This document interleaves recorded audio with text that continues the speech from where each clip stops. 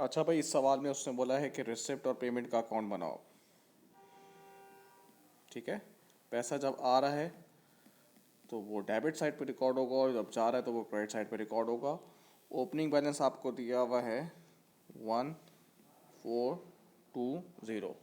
अब आपको पता है कि सब्सक्रिप्शन से आपके पास पैसा आता है, तो सब्सक्रिप्शन का मैं टी अकाउंट बना लेता हूँ। सब्सक्रिप्शन है, इनकम है, तो अप्पा लगेगा। A P P A, Appa is the Technica.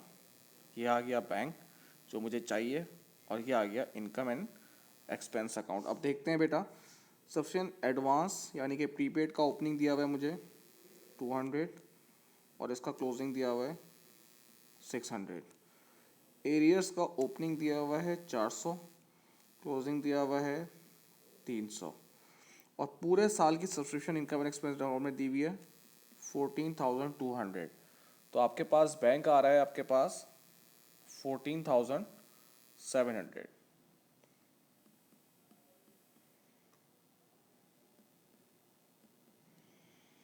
ठीक है भाई। अब इसमें जो है मुझे नज़र आ रहा है कि जो क्लब इक्विपमेंट है वो आपने डिस्पोज किया है ड्यूरिंग द ईयर। अब मैंने डिस्पोजल का अकाउंट बना लिया। डिस्पोजल में आपको पता है जो नॉन करंट एसेट है वो यहाँ पर आता है। उसकी कॉस्ट कितनी थी 7,200। तो ये देखें कितनी दी हुई है नॉन करंट एसेट आपको 7,200। उसका डेप्रिसिएशन कितना है 3,100। और वो बेचा कितने का है वो मुझे निकालना है। लेकिन मुझे देखें यहाँ पर लिखा हुआ है कि प्रॉफिट ऑन डिस्पोजल, आपको पता है गेन इधर आता है। अगर मैं इसको करूँगा तो उसके लिहाज से मेरे पास आ जाएगा ये 4,700, ये डिस्पोजल करके जो आया है। ठीक है भाई। अब डेटर मुझे पैसे देता है, सेम ऐसे ही डेटर का मैं टी अकाउंट बनाता हूँ। Sales ledger control account, opening debtor देखता हूँ मैं 5,200। क्लोजिंग डेटर्स में देखता हूँ 3,740। जो डेटर मुझे पे करता है वो मुझे नहीं पता, लेकिन मुझे सेल्स दी हुई है यहाँ पे 14,800। तो इसके लिहाज से मेरा बैंक आ जाएगा 162 16260। अच्छा, अब हम पेमेंट अकाउंट करेंगे। पेमेंट अकाउंट आप देख सकते हैं, रिसिप्ट साइड हमने कर दिया। अब हम पेमेंट अकाउंट करेंगे।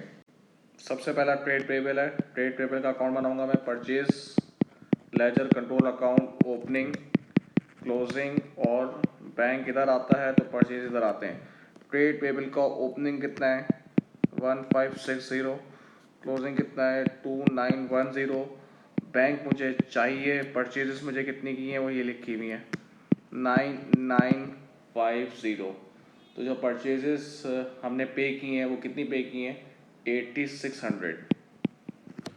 तो ये परचेजेस के नाम का आ जाएगा। ट्रेड पेबल को जो हमने पे किया है 8600, परचेजेस जो ट्रेड पेबल को हमने पे किया है वो आ जाएगा। ठीक है। अब हम देखेंगे रेंट। देखें भाई, रेंट के बारे में एडजस्टमेंट देख लें। 1 month rent was still unpaid. ठीक है। और ये जो रेंट पे किया है, ऑब्वियसली सी बात है वो 12 महीने का पे किया है, सॉरी 12 महीने का रिकॉर्ड हुआ है। क्योंकि आपको पता है कि जो इनकम स्टेटमेंट और इनकम एक्सपेंस अकाउंट बनता है वो अक्रूवल बेसिस पे बनता है। इसका मतलब है जो 6,000 है वो 12 महीने का है। तो ये मैं करूंगा तो मेरे पास 1 मंथ का रेंट आ जाएगा। ये कह रहा है 1 मंथ रेंट इज ड्यू, मतलब 1 मंथ का पे नहीं किया। इसका मतलब है आपने 11 महीने का पे कर दिया, जो कि बनता है 5,500। ठीक है भाई। अब उसमें एक लिखा हुआ है staff cost include provision of holiday पे इज 160। तो जो स्टाफ कॉस्ट है, ठीक है भाई, कितना है 9800 माइनस हॉलीडे पे प्रोविज़न है, तो इसको हटा दूंगा मैं। आपको पता है प्रोविज़न आप पे वे नहीं करते हो, प्रोविज़न जो है वो नॉन कैश होती है अभी। तो ये आ जाएगा आपका 9640। अच्छा, अब कंप्यूटर हम लोगों ने परचेज किया है। सर आपको कैसे पता चला? पहले मैं देखूंगा नेटवर्क वैल्यू का ओपनिंग कितना है 4800। अब नेटबुक वैल्यू क्लोजिंग अगर मुझे पता चल जाए तो मुझे बहुत सारी चीज़ें पता चल जाएंगी, लेकिन नहीं दिया हुआ। लेकिन मुझे ये दिया हुआ है कि यानी कि नेट बुक वैल्यू जो x है वो मल्टीप्लाई हुआ होगा कितने से, 25% से। कितना है, 25% से मल्टीप्लाई हुआ होगा, तो ये आपका डेफिनेशन आया होगा कितना, 1900 कंप्यूटर का। तो जब मैं 1900 को 0.25 से डिवाइड करूंगा तो मेरे पास क्लोजिंग नेट बुक वैल्यू आ जाएगी। कितनी आ रही है क्लोजिंग, 7600। तो ओपनिंग थी 4800, क्लोजिंग है 7600। इसका मतलब है आपने 2800 जो है वो परचेज किया है कंप्यूटर। तो आप इसको करेंगे तो आपके पास अब बैलेंस आ जाएगा।